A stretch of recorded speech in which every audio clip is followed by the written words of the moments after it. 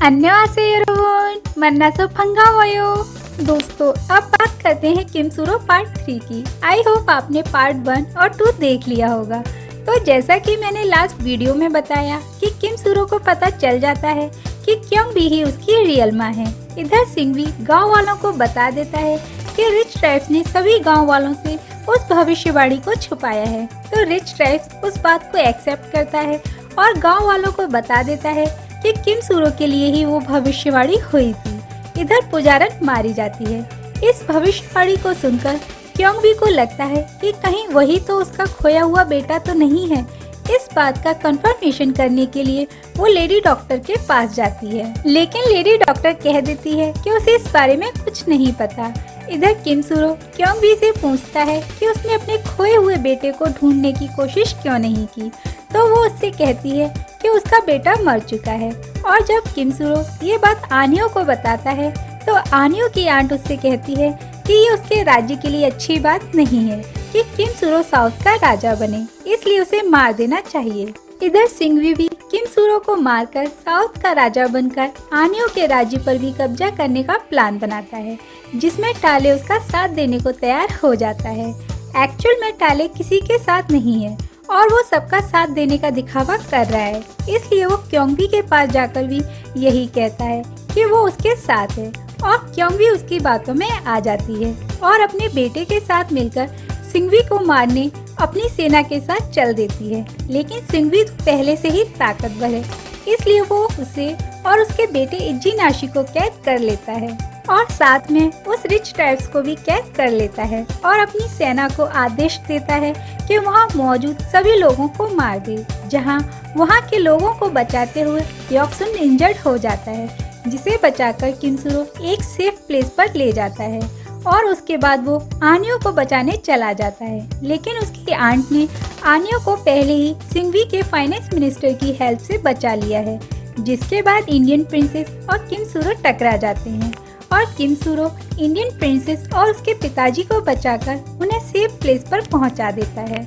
आगे किमसूरो सोचता है कि अभी इनका यहाँ से जाना ही ठीक रहेगा और ये सोचकर वो एक शिप का अरेंजमेंट करने निकल जाता है, जिसमें इंडियन प्रिंसेस और उसके पिताजी के साथ दियोक्सुन को वहाँ से भेज देता है, जहाँ वांग ओके के पिताजी किमसूरो से उसके साथ चलने को कहते हैं, लेकिन वो उनके साथ जाने से मना कर देता है।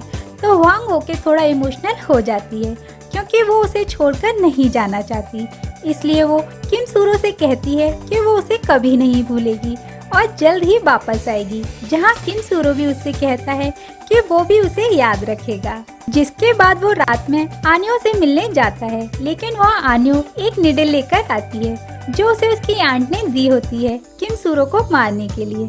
लेकिन आनियो ऐसा कर नहीं पाती क्योंकि वो किमसूरो को पसंद करती है। आनियो उससे कहती है कि उसे यहाँ से चले जाना चाहिए क्योंकि उसकी जान को खतरा है।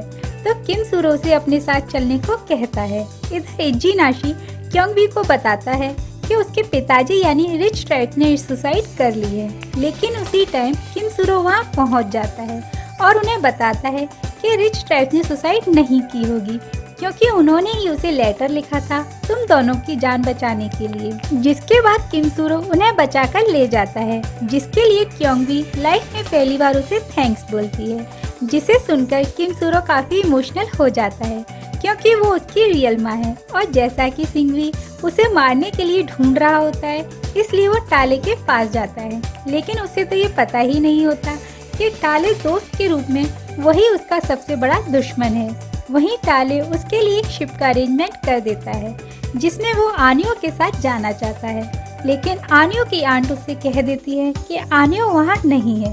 तो किमसूरो टाले से उसकी स्टेप मदर का ख्याल रखने की कहकर चला जाता है। इधर आनियो की आंट उसे बताती है कि टाले ने किमसूरो को मारने का अरेंजमेंट कर दिया है, जिसके बाद आनियो उसे बचाने वहाँ जाती है, लेकिन शिप के सैनिक किमसूरो को बेहोश कर देते हैं। जिसके बाद आनियो टाले से पूछती है कि उसने किमसूरो को कहाँ भेजा है, तो टाले उससे कहता है कि किमसूरो को एक ऐसी जगह भेजा गया है जहाँ से वो कभी वापस नहीं आ सकता। यहाँ आपको बता दें कि टाले ने किमसूरो को दास दासियों के बीच एक आइलैंड पर भेज दिया है, जहाँ उसे काफी परेशान किया जाता है। दोस्तों, यहाँ जिस किमसूरो की किस्मत में राजा बनना लिखा है, वो अभी गुलामों की जिंदगी जी रहा है। इसी बीच एक व्यापारी सुंदो आकर उसे खरीद लेता है और यहाँ कहानी में एक ट्विस्ट आता है, वो ये कि इंडियन प्रिंसेस जिस जगह रुकी होती है, ये वही जगह है जहाँ किमसूरो दास बनकर रह रहा होता है और दोनों को ही ये बात नहीं पता होती कि वे एक ही जगह पर हैं। इधर हुआंग ओके किमसूरो को लेकर काफी परेशान होती है, इसलिए वो अपने पिताजी से कहती है कि उन्हें किमसूरो के बारे में पता करना चाहिए, जहां उसके पिताजी बताते हैं कि किमसूरो कई दिनों से गायब हैं। इधर किमसूरो उस जगह से बचकर निकलने का प्लान बनाता है और रात को भागने की कोशिश कर रहा होता है। इसी बीच उसे हुआंग ओके के सितार की धुन सुनाई देती है, जिसे सुनकर वो चौंक जाता है और जैसे ही वो भागने की कोशिश करता है, उसे कुछ लोग पकड़ने के लिए उसके पीछे भागते हैं। तो हुआंग ओके उस शोर को सुनकर बाहर आती है, लेकिन जब तक सभी लोग वहां से जा चुके होते हैं। इधर दॉक्सुन वहां किमसूरो के पास उसे बचाने के लिए पहुंच जाता है। क्योंकि किमसूरो वहां एक दास है, इसलिए वो उसे सजा दिलाने से नहीं रोक पाता और वो उसकी मदद करने के इरादे से हुआंग ओके के पास जाता है और उसे बताता है कि किमसूरो ही वो दास है जिसे पकड़ा गया है। इधर किमसूरो को मारा जा रहा होता है।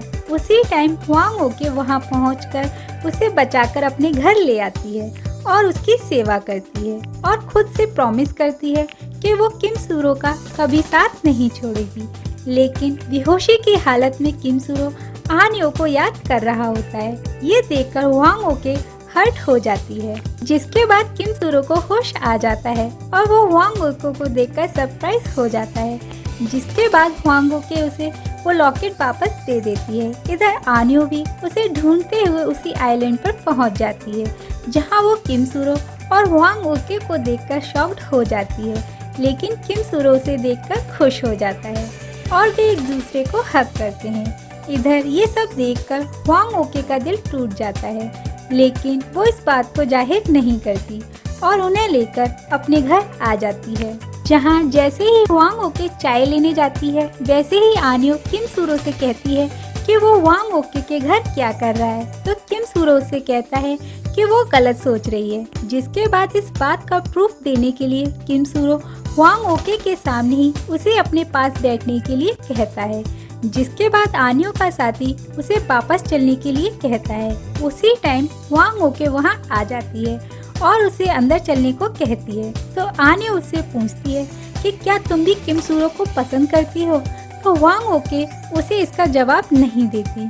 तो आन्यो कहती है कि मैं जानती हूँ कि तुम किमसूरो को पसंद करती हो, जहाँ हुआंग ओके आन्यो से कहती है कि तुम्हें मेरी फीलिंग्स की परवाह नहीं करनी चाहिए, क्योंकि किमसूरो तुमसे प्यार करता है और नींद में भी तुम्हारा ही नाम लेता है। जिसके बाद आन्यो भारी मन से वापस चली जाती है। इधर किमसूरो फुल फॉर्म में आकर प्लान बनाता है और उस व्यापारी से डील करता है कि वो उसे शिप बनाना सिखाए और वो उसके बदले उसे हथियार बनाना सिखाएगा। जिसके बाद वो उन सभी दासों को आजाद कराकर अपना वर्कर बना लेता है। इधर सिंगवी किमसूरो की स्टेप मदर को ये सोचकर कैद कर लेता है कि कभी तो वो अपनी माँ से मिलने आएगा ही। इधर क्योंगबी और इजिनाशी भी बचे हुए गांव वालों के साथ मिलकर हथियार बनाना शुरू कर देते हैं। इधर व्यापारी ने जो क्राफ्ट किमसूरो को दिया है वो हिंदी में लिखा है, जो उसे समझ में नहीं आता, इसलिए वो उस क्राफ्ट का यूज नहीं कर पाता। तो दॉक्सुन उससे कहता है कि इसमें इंडियन प्रिंसेस उसकी हेल्प कर सकती है। जिसके बाद वो हुआंग ओके के पास जाता है उस क्राफ्ट को समझने के लिए, जहाँ हुआंग ओके उसे सब अच्छे से समझा रही होती है और किमसूरो ये देखकर शॉक्ड हो जाता है कि हुआंग ओके को इतना सब कुछ डिटेल में कैसे पता है। तो इंडियन प्रिंसेस बताती है कि उसने काफी सालों तक जहाज का सफर किया है और कई बार भयानक तूफानों को भी देखा है। तो किमसूरो उसकी तारीफ करने लगता है, जिसके जवाब में इंडियन प्रिंसेस मजाक में कहती है कि आज की पाठशाला में इतना ही, क्योंकि उसके स्टूडेंट का ध्यान टीचर पर ज्यादा है। जिसके बाद दोनों हंसने लगते हैं। क्या यहीं से किमसूरो और हुआंग ओके के रिश्ते की नई शुरुआत होगी और क्या इंडियन प्रिंसेस किमसूरो के दिल को जीत पाएगी? जानने के लिए नेक्स्ट एपिसोड देखना मत भूलिएगा। साथ ही चैनल को सब्सक्राइब करना और वीडियो को लाइक और शेयर करना मत भूलिएगा। टिल देन, पूरी दमे तो बायो।